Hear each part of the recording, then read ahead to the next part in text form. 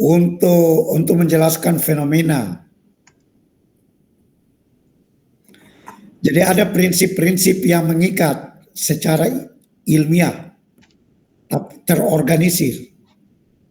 Jadi kalau ada masalah di lapangan, lihat teorinya bagaimana. Teori bisa menyelesaikan itu permasalahan. Jadi karena kita mau meneliti untuk menyelesaikan masalah itu, harus ada landasan teorinya. Jadi landasan teori yang kita gunakan itu namanya grand theory. Misalnya begini.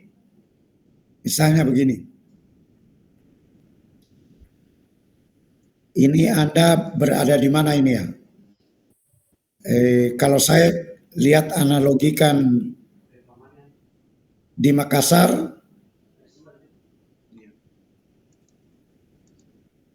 boleh saya bicara ya?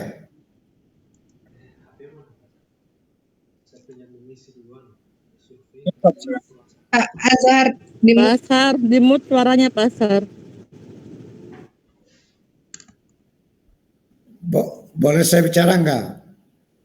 Iya, Prof. Jadi tadi ada yang menyinggung kerangka konseptual atau kerangka pikir misalnya. Kalau dalam penelitian kualitatif namanya kerangka konseptual. Kalau dalam penelitian kuantitatif namanya kerangka pikir. Itu saya bingung juga. Apa tidak diajarkan bagaimana membangun kerangka pikir atau kerangka konseptual itu? Semuanya itu menulis yang menurut saya kalau ditanya kepada penelitinya tidak paham. Apa maksudnya? Itu dia membuat kerangka-kerangka apa namanya landasan teori pokoknya kerangka-kerangka itulah. Dan kalau ditanya satu persatu tidak paham. Jadi begini kerangka pikir itu atau kerangka konseptual itu. Kalau Anda meneliti secara kuantitatif, maka untuk mendapatkan, untuk merumuskan itu hipotesis, harus dibuatkan kerangka pikirnya dalam penelitian kuantitatif. Sama sebenarnya kerangka konseptual. Jadi misalnya kalau seandainya Anda mau uji beda, mana yang lebih cepat? Ini saya ini misalnya dari UIN ya, dari UIN Alauddin yang di Samata. Mana yang lebih cepat sampai ke Unismu antara lewat jalur Hertasning dengan jalur Syekh Yusuf? Dibuatkan kerangka berpikirnya itu. Jadi teori yang dibutuhkan nanti misalnya begini, pada saat saya menjelaskan tentang jalur Hertasning. Jalur Hertasning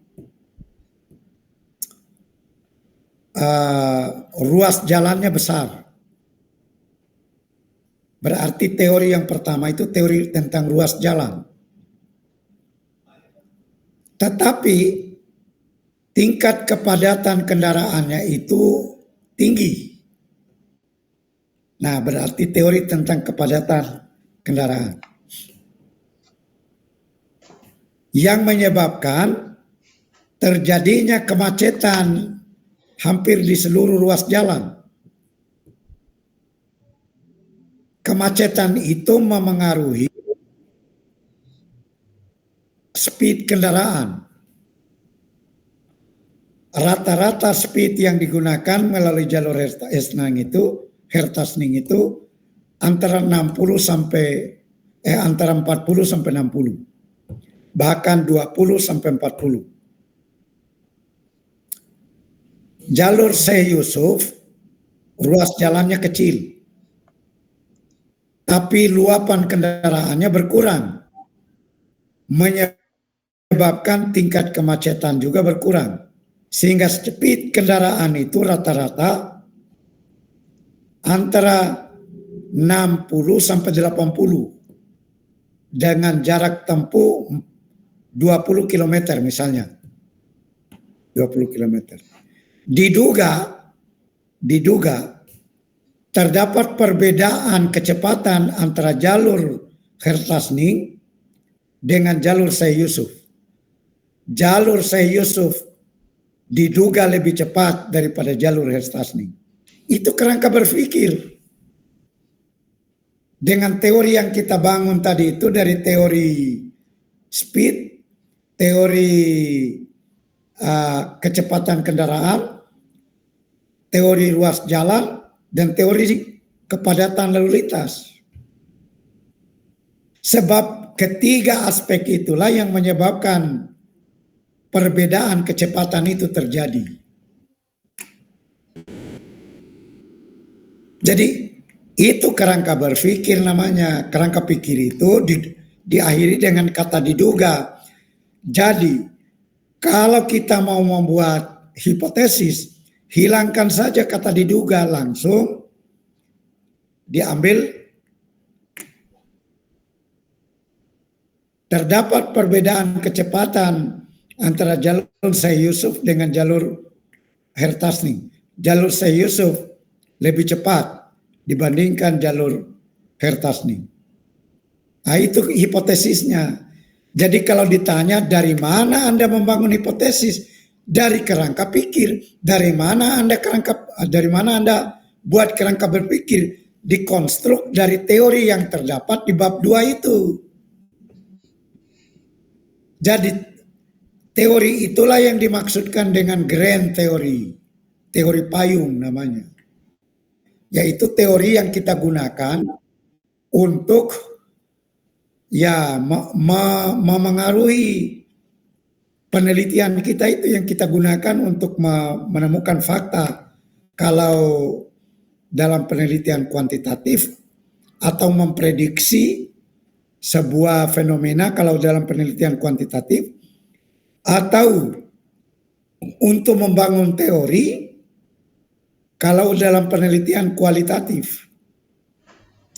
Ingat bahwa kalau penelitian kuantitatif itu berusaha untuk menemukan fakta berangkat dari teori, sedangkan penelitian kualitatif itu berangkat dari fenomena untuk membangun sebuah teori. Jadi seharusnya ada teori yang dibangun.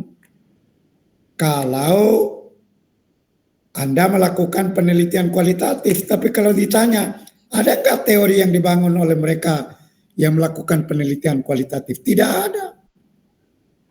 Kenapa tidak dibangun teori? Nah, seharusnya hukum penelitian kualitatif itu harus berakhir dengan teori. Ini masalah. Orang Indonesia itu cenderung mempermudah itu urusan. Atau jangan-jangan tidak tahu bagaimana caranya membangun ilmu pengetahuan itu. Nah, ini harus hati-hati. Sebenarnya yang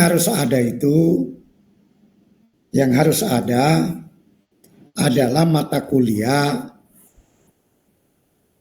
knowledge construction. Karena ujung akhir daripada penelitian itu membangun pengetahuan baru. Nah, banyak peneliti yang tidak tahu bagaimana membangun pengetahuan baru.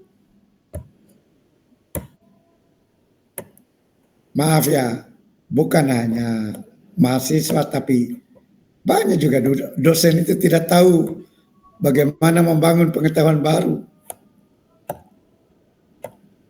Jadi sedikit lagi ini, saya tambah waktu mungkin 5 menit lah begitu.